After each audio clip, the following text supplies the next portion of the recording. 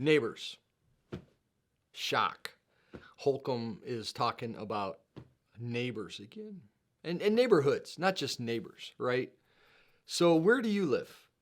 What neighborhood do you live in? How would you describe your neighborhood?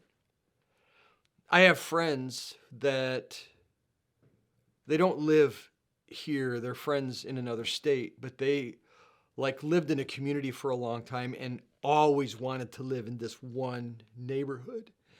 And they finally were able to build their home 2 years ago in this neighborhood because they'd always wanted to live there. And now they do. I don't know if that's ever been you or if that describes your family. But the flip side of that coin is if there are some neighborhoods that we really want to live in badly, there are other neighborhoods that if we're quite honest, we would never step into. You know what I mean? Neighbors. Neighborhoods. When Jesus was beginning his ministry, it was early in his 3 years of ministry. There are similar stories in Matthew, Mark, and Luke's gospel about a healing of a paralytic. We're going to talk about that in chapel tomorrow. But the interesting thing, if you look at the context of that story, is right before this story in 2 gospels, and in the chapter right before it, in the 3rd, is the story of the healing of a leper. Now, the leper wouldn't have had a neighborhood, and you certainly wouldn't have been his neighbor. As a matter of fact, in Jesus' day, if you were a leper, you had to cover your whole skin. You would wear a piece of head covering that the only thing that would be showing was your eyes. You were not allowed to be within a certain amount of feet of anybody around you. And if someone approached you unknowingly, like they weren't aware that you were a leper, you had to shout at the top of your lungs, "Unclean, unclean." In other words, stay away. You don't want to come near me. You don't want to get what I have.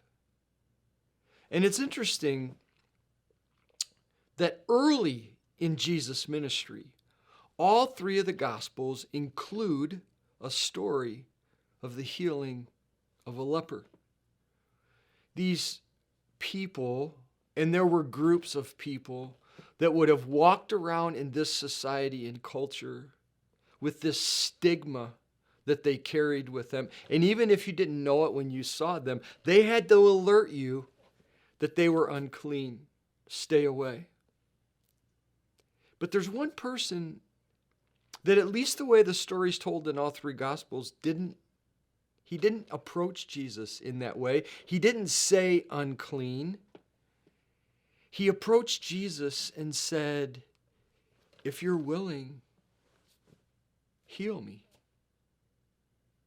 I can't imagine the courage that it must have taken for that leper to approach Jesus. I mean, especially, we already know what the opinion of the disciples were of those that approached Jesus, that they didn't think were fit enough to be in his presence. They didn't think were worthy to be around Jesus. And then here's this leper who somehow wiggles his way through the crowd to get close enough to Jesus to say, "If you're willing, would you heal me?" And all 3 gospel narratives say, number one, not only was Jesus willing, but you know what he did?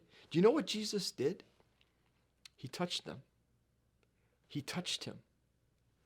He touched the untouchable. The person who no one in society wanted to be around, because now Jesus was unclean. He had to go through a ceremonial washing to take what might have gotten off of the leper and onto him to wash it off. He touched him. Certainly he healed him, right? 2 of the accounts we have Jesus telling him, "Now don't go tell anybody about this. Just go to the temple and do the purification that you have to do to go through the process to be declared clean by the priests." And of course, one account says when he was told that, he went through all the places and all the lands and all the towns, telling them of what Jesus did. How could you help but do that? Why did Matthew, Mark, and Luke include this story? And in the context of our conversation this semester about what it means to be a neighbor, why? Why the story of a leper healing him? Very specifically, the three almost telling the story in the exact same way. Well, I don't know about you, but I don't know, maybe I'm the only one who struggles with my feeling that there are people in our culture and society and world that are untouchables.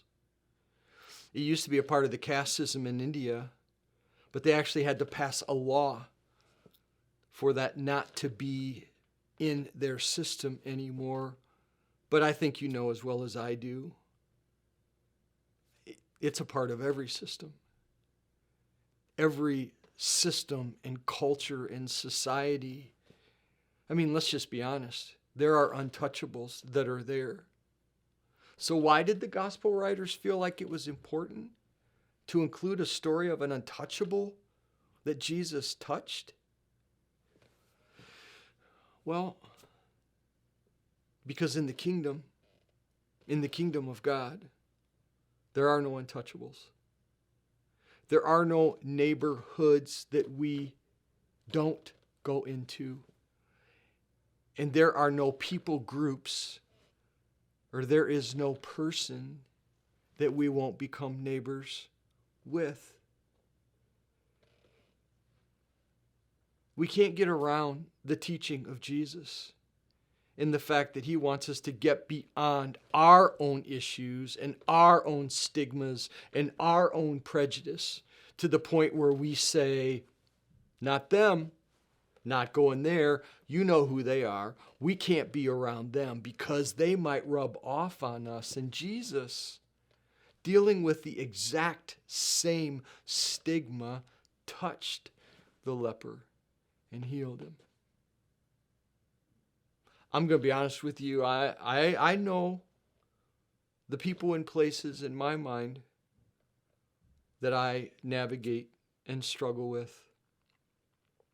And I wonder if some of you are honest enough to begin to deal with who they are for you as well.